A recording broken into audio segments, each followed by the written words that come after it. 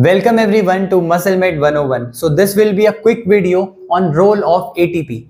So ATP is energy currency of our body. मतलब हमारी body को जो भी एनर्जी चाहिए उसके लिए ATP मॉलिक्यूल ही यूज हो सकता है। जो भी बाकी मॉलिक्यूल्स है जैसे कि ग्लूकोज, फैट, प्रोटीन, इन सब के ब्रेकडाउन से भी एंड में हमको ATP ही मिलते हैं।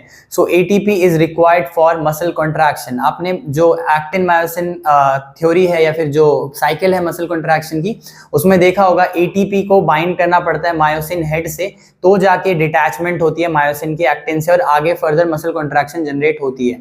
इसीलिए डेथ के बाद जब ATPs और नहीं बनते, ATP सिंथेसिस नहीं होता, तो मसल एक कॉन्ट्रैक्टेड स्टेट में रहती है जिसको हम बोलते हैं रिगर स्टेट या फिर rigor mortis. So back to ATP।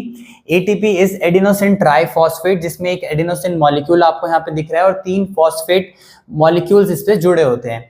इसको अगर हम यहाँ पे देखें तो एडिनोसिन जो मॉलिक्यूल है वो बनता है इन 2 कंपाउंड से। पहला है adenine. Adenine is a nitrogenous base जो कि अटैच होता है एक 5 कार्बन की शुगर से। ठीक है, 5 कार्बन की शुगर को हम बोलते हैं राइबोज शुगर, और इसके साथ अटैच होते हैं 3 फॉस्फेट मॉलिक्यूल्स। और ये जो 2 फॉस्फेट मॉलिक्यूल्स हैं ये बनता है फॉस्फो एनहाइड्राइड बॉन्ड से।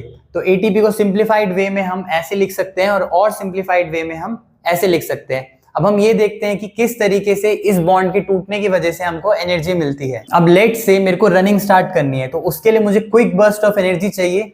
तो जितने भी ATP मॉलिक्यूल्स फ्रीली अवेलेबल होंगे मेरे मसल्स के अराउंड, मेरी मसल उनको यूटिलाइज करेगी पहले। तो मैंने जैसे कि आपको बताया यहाँ पे 2 फॉस्फो एनहाइड्राइड बॉन्ड है जिनके ब्रेकडाउन होने से हमको एनर्जी मिलेगी। तो in the presence of water ये बॉन्ड जो है यहाँ पे ब्रेकडाउन होगा, जिसको हम बोलते हैं हाइड्रोलिसिस रिएक्शन, और हमारे पास ADP और एक इनऑर्गेनिक फॉस्फेट अलग मिल जाएगा। और ये इस बॉन्ड के टूटने की वजह से हमको एनर्जी मिलेगी, जिसकी वजह से हम मसल कॉन्ट्रैक्शन कर पाएंगे। अब अगर हमको फर्दर एनर्जी चाहिए तो यहाँ से ये वाला बॉन्ड भी टूट जाएगा और हमारे पास बचेगा एडिनोसिन मोनोफॉस्फेट, और 2 इनऑर्गेनिक फॉस्फेट जो है अलग हो जाएंगे और फर्दर और एनर्जी हमको मिलेगी। ठीक है, अब फॉर एग्जांपल हमारे पास ADP मॉलिक्यूल है और इनऑर्गेनिक फॉस्फेट है। ठीक है, अब मैंने आपको बताया ATP मॉलिक्यूल ही सिर्फ हमको एनर्जी प्रोवाइड कर सकता है। ATP is the energy currency of our body. ठीक है, तो इसीलिए हमको इस ADP को वापस से ATP बनाना पड़ेगा अगर हमको कॉन्ट्रैक्शन मेंटेन रखनी है तो, क्योंकि जो फ्री ATPs हमारी मसल्स में है वो जल्दी खत्म हो जाएंगे और ये 3 से 5 सेकंड के अंदर ही खत्म हो जाते हैं। ठीक है, इसीलिए इनको रिप्लेनिश करने के लिए यहाँ पे 3 अलग अलग सिस्टम्स वर्क करते हैं हमारी बॉडी में।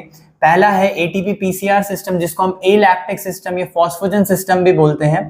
अलैक्टिक सिस्टम इसीलिए बोलते हैं क्योंकि इसमें लैक्टिक एसिड प्रोड्यूस नहीं होता। दूसरा सिस्टम है हमारा लैक्टेट या फिर लैक्टिक एसिड सिस्टम या फिर एनारोबिक सिस्टम, और तीसरा सिस्टम है हमारा एरोबिक या फिर ऑक्सीडेटिव सिस्टम, जिसमें ऑक्सीजन यूटिलाइज होती है। इसको हम ऑक्सीडेटिव फॉस्फोराइलेशन भी बोलते हैं। तो यहाँ से टर्म आता है फॉस्फोराइलेशन। फॉस्फोराइलेशन मतलब फॉस्फेट को वापस से जोड़ना। तो ये जो रिएक्शन है जिसमें ये मॉलिक्यूल जो फॉस्फेट मॉलिक्यूल है वापस से ADP मॉलिक्यूल में जुड़ता है और हमारे पास ATP वापस से सिंथेसाइज हो जाता है, इसको हम बोलते हैं फॉस्फोराइलेशन। तो हमको एनर्जी मेंटेन रखने के लिए ATP को रिप्लेनिश करना पड़ेगा, करते रहना पड़ेगा, या फिर सिंथेसाइज करते रहना पड़ेगा। ठीक है, तो ये जो ATP मॉलिक्यूल है पहले एनर्जी प्रोवाइड करने के लिए एडिनोसिन डाइफॉस्फेट में कन्वर्ट हो जाता है और वापस से जो ATP मॉलिक्यूल से रीसिंथेसाइज होते हैं। और जब ये ब्रेकडाउन हुआ था तो एनर्जी रिलीज हुई थी। जब इस बॉन्ड को वापस जोड़ना है, इसको वापस से ATP मॉलिक्यूल बनाना है, तो एनर्जी रिक्वायर्ड होती है, एनर्जी चाहिए होती है, और यही एनर्जी हमको मिलती है सबस्ट्रेट से, और वही सबस्ट्रेट होते हैं हमारे कार्बोहाइड्रेट, प्रोटीन और फैट्स, जो हम आगे पढ़ेंगे।